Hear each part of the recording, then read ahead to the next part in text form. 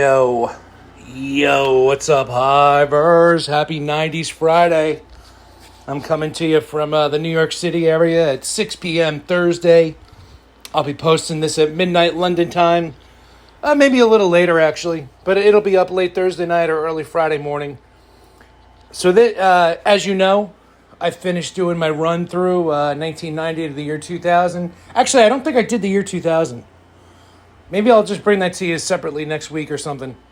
But this week, I'm going back to my standard Friday thing in loving reference to 3-Tune Tuesday.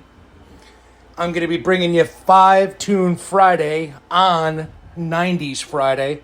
5 tunes from the 90s every Friday. I'll talk about them. Sometimes I'll type it. Sometimes I'll do a vlog. But the theme this week is 90s music from bands that ended up making it huge, but from the album before they made it huge. So these albums were not, huge hits. I think some of them became, good sellers because, for example, No Doubt's on the list. Their 1992 major label debut, their self-titled album, it sold nothing, and then Tragic Kingdom came out 3 years later. Almost got dropped from their label after they recorded Tragic Kingdom. And the label was just going to give it to them and, say, take it, go sign to whoever you want. And they ended up, keeping their record deal. Album came out, and the album was actually recorded in 94. So it came out 2 years later. Came out late 95. It was recorded across 1994. So a year and a half to 2 years later. And, obviously, it was one of the biggest albums of the 90s. I think their mistake was not doing a follow-up within 3 years. It ended up being 5 years later. And even though it's a monster record and they just toured forever on it, way too much downtime. They should have had another album out by mid-1998 at the latest. And it would have been huge. But by 2000, they were gone so long. And it's just bombed. And then they ended up getting Pharrell to produce their follow-up. It came out a year later. Rocksteady, I believe, was the album. And they had some huge pop hits. Keep on dancing. But, it was like... But, they didn't write the songs. It was like a producer did. And then they broke up. Definitely a band that could have been in the Rock and Roll Hall of Fame. Could have been the same vein as, a Blondie. But they just... They broke up too soon, and they're just missing an album in the middle of the 95 and 2000 records. But anyway, I guess we'll do it first. I wasn't planning on that, but from 1992's No Doubt, we'll do the single Trapped in a Box. And again, this kind of music, if this album came out in 95 or 96, I don't think it would have been as big as Tragic Kingdom, because that album was just a bigger production. There's almost some kind of like a new wave vibe. There's keyboards on it. It's not a straight up ska record like Mighty Bosstones or Real Big Fish. Like those bands. This album was. It was just. They signed a record deal in 91. Same with the Mighty Bosstones, who we're going to go to next. But from 1992, yeah, that's right, 1992, the album No Doubt, self-titled. Check out the whole album. It's basically, 80s, early 90s ska. And the song is Trapped in a Box. We'll do the Mighty Bosstones next. So their 1994 record, which is the one right before the album from 97 with The Impression That I Get. One of the biggest hits in the 90s. We'll do the opening track, Kinder Words. Again, this thing was out. It was on a major label. Literally, this thing was on a huge label, and it just didn't, it was too early for the ska game, I guess. They did end up in the movie Clueless in the prom scene a year after this, so they definitely, in the SoCal scene, they were huge. No Doubt even, in 1993, when they would play Southern California, they would play a 3,000, 4,000 person, venue. But then everywhere else in the country, 3 people were showing up, 5 people, maybe in New York, 10 people would show up. It just hadn't hit. It was just this scene in Southern California, and the Mighty Bosstones were from Boston, but they moved out to Cali, and the scene was popping out there. So unlike No Doubt, who grew up in the SoCal scene, the Mighty Bosstones were from Boston, obviously influenced by bands like Madness and who else? The Toasters. There was a lot of underground ska. Who does Mirror in the Bathroom? The English Beat, or just known as The Beat in England. But yeah, it's a cool record. I spent some time checking it out. Definitely a cool vibe. Let's see. So this will definitely be like the 90s ska punk version of albums before they were famous. I'm going to bring you some more next week, too. I'm going to bring you Soundgarden, Nirvana next week. But we'll stick to kind of like the pop punk and ska vibe this week. All right, so we got No Doubt, Mighty Bosstones. Next up, Green Day. The album is Kerplunk, indie record. This is the album that, the record labels heard and got him signed. Plus, Green Day was actually playing and selling, some decent numbers for, a total tiny record label indie band.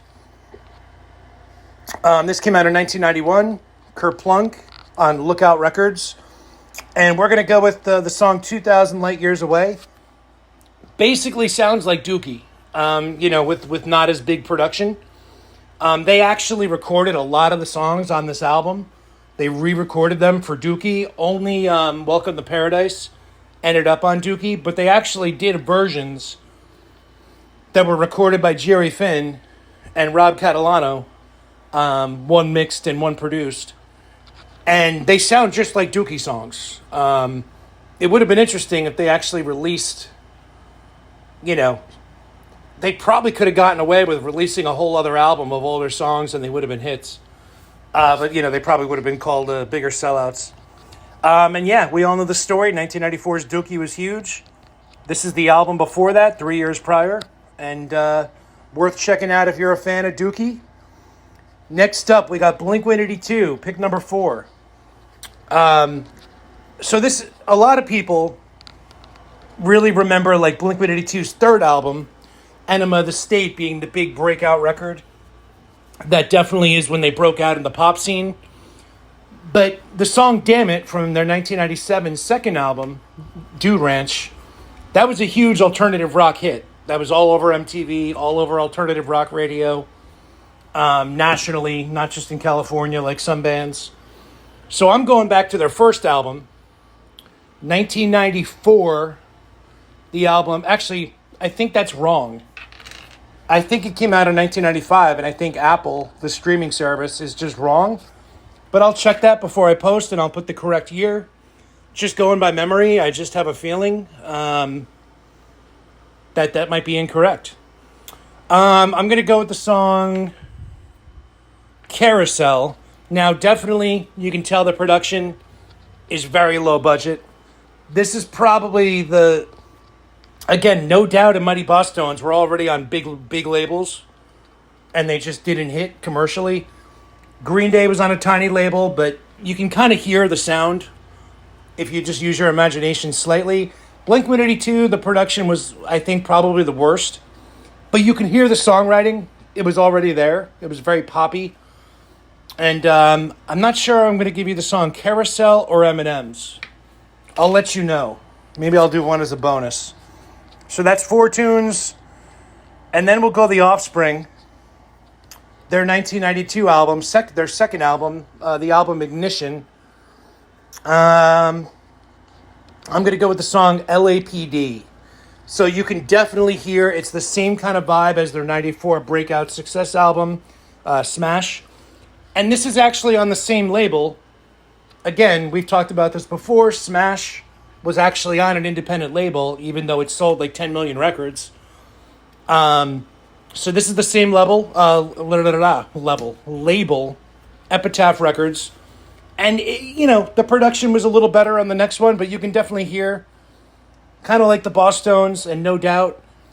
You know, it's not very much different. Where the Blink-182 sounds like it was recorded in a garage, and Green Day kind of in the middle. And that's about it. That's 5 tunes. You know, I was doing 10 tunes, but I think it's just a lot for people to listen to. But next week, we're going to go with Soundgarden. Talk about their 89 record, Louder Than Love. Came out the very end of 89. Blew up in the indie scene in 90. And we'll do Nirvana before Nevermind. We're going to talk about the 1990 release, Sliver, which was on a 7-inch. A lot of people know their album Bleach by now from 89, but we're going to stick to the 90s and cover their song Sliver, which was kind of their first single that made it to college radio and got some indie play. It did appear on 1992's Incesticide album, but obviously that was after it had been released as a single in 1990. And what else? Let's see here. And then Queens of the Stone Age, I'll probably bring you as a bonus next week because they didn't get big until after the 90s. But their first album was 1998, so I'll probably bring you that as a bonus. But yeah, enjoy the ska punk vibes. Blink-182, Offspring, Green Day. Basically the 3 biggest kind of pop punk bands of the 90s. And then No Doubt and the Mighty Bosstones. Probably the biggest ska hits were those 2 bands too. No Doubt having a huge 10 million plus, selling album. The Mighty Bosstones were kind of more of a one-hit wonder in terms of commercial success.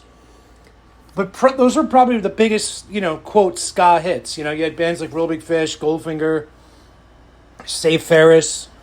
But I don't think any were as big as the Mighty Bosstones, impression that I get. Or the No Doubt Tragic Kingdom record with, Don't Speak. Even though that album, it's kind of like half like a new wave kind of vibe. It's not straight up ska like the first album Below. But yeah, these are probably the biggest. These probably are the 5 biggest kind of ska punk bands that crossed over to commercial success.